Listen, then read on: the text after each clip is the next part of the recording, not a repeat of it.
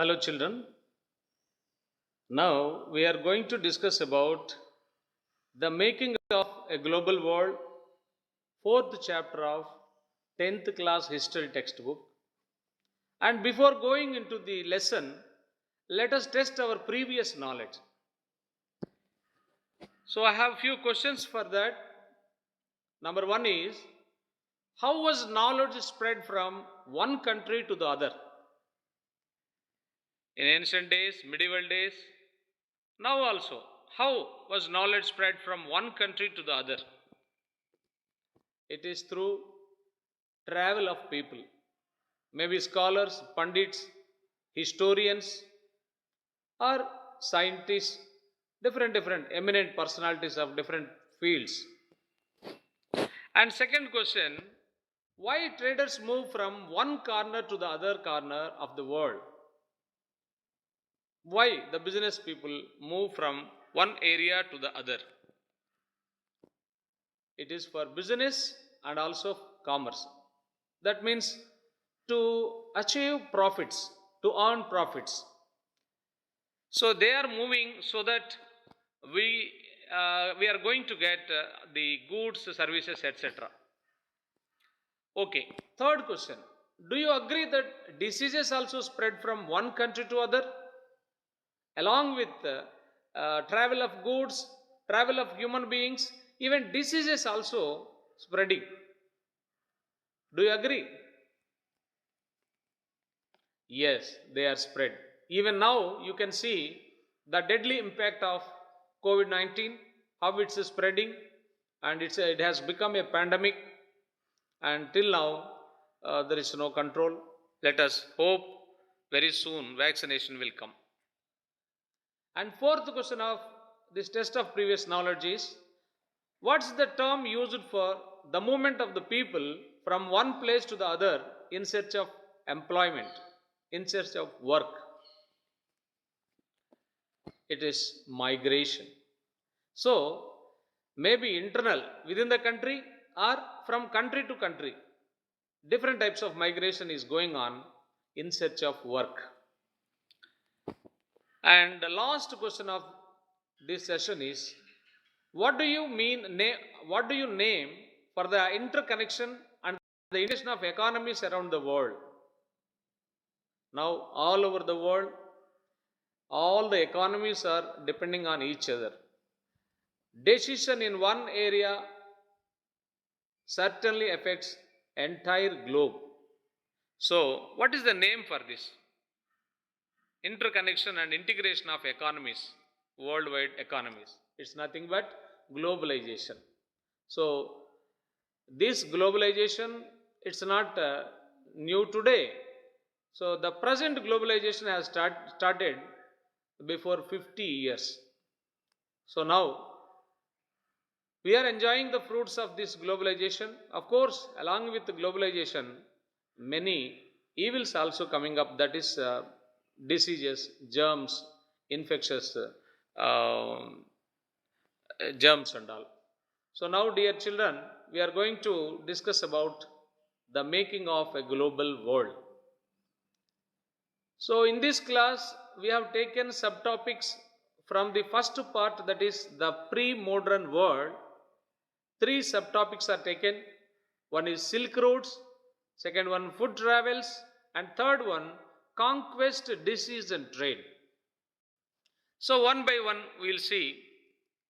And before going to the discussion of the topics, let us see some terminology, some words or concepts which come across in this chapter, especially in these 3 topics. Among them, globalization. So it's defined as the free movement of people and goods across the nations. So globalization means free movement of people and goods across the nations. We can see now everywhere you can find foreign companies, MNCs, and different countries. They go to other countries and invest. Private people also take permission and go and invest in different countries. global tenderers are there. So global trade was going on. And another word, dissenter. So dissenter means one who refuses to accept established beliefs and practices.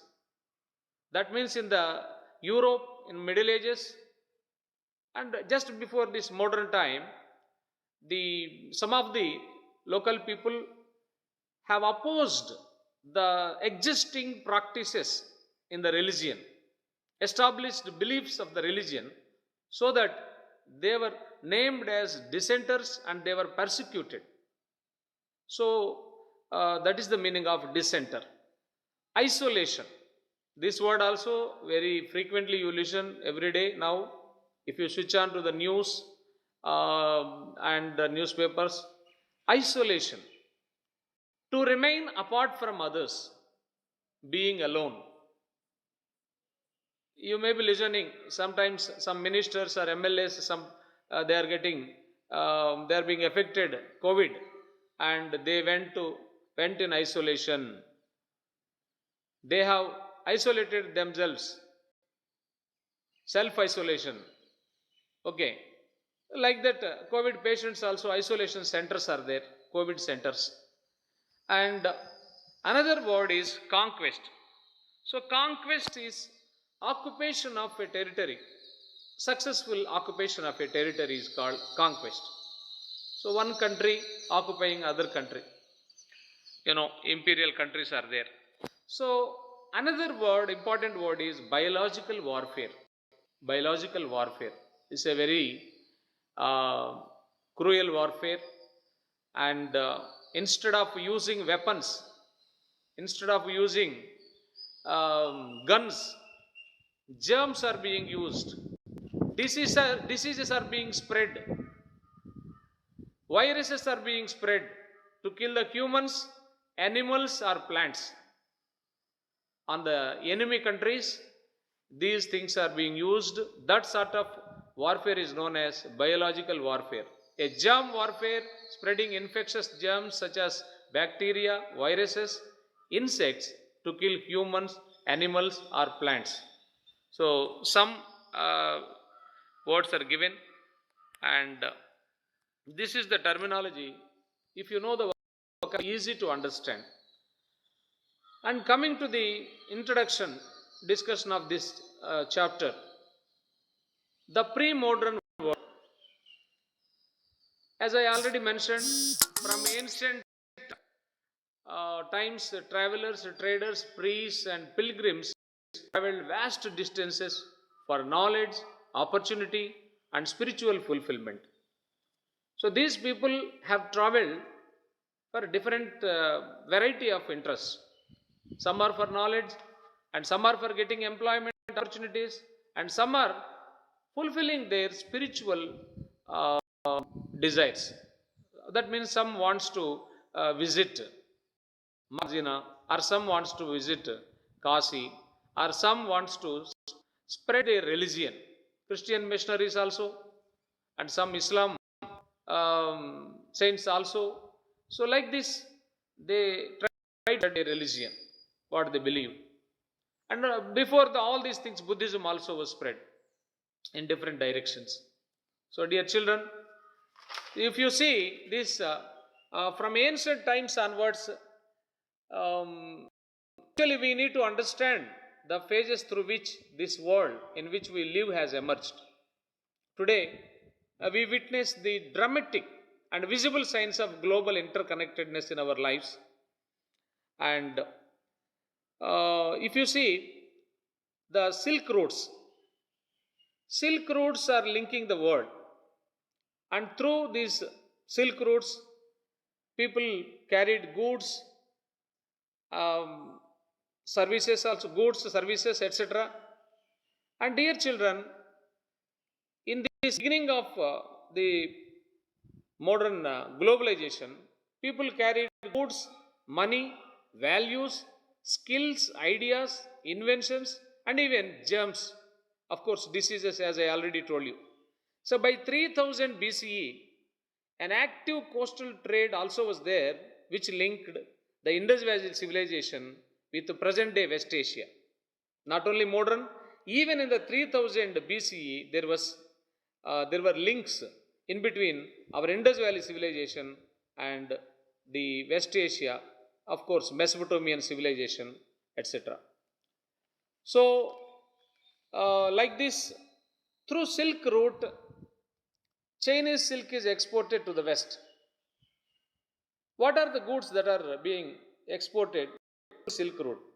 I'll show you the Silk Route map in the next slide. And before that, we will see through this Silk Route, there was some vibrant pre-modern trade and cultural links were connected between distant places of the world.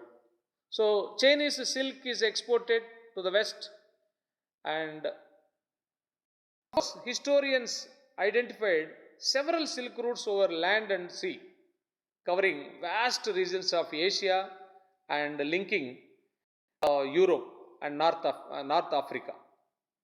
So Chinese textiles, Chinese pottery from China, Chinese pottery, and also silk, and from India, textile spices. Also from islands like Java, Southeast Asian nations, they are used to export spices. Southeast Asia used to export spices to the European countries. So in return, Asia used to receive precious metals, gold, silver, etc. from Europe. So dear children, trade and cultural exchange always went hand in hand. So through this, early Christian missionaries have come, and a few centuries later to Christian missionaries, even Muslim preachers also came. They also have traveled to Asia through these silk routes. Of course, I already told you Buddhism also was spread before these two in several directions.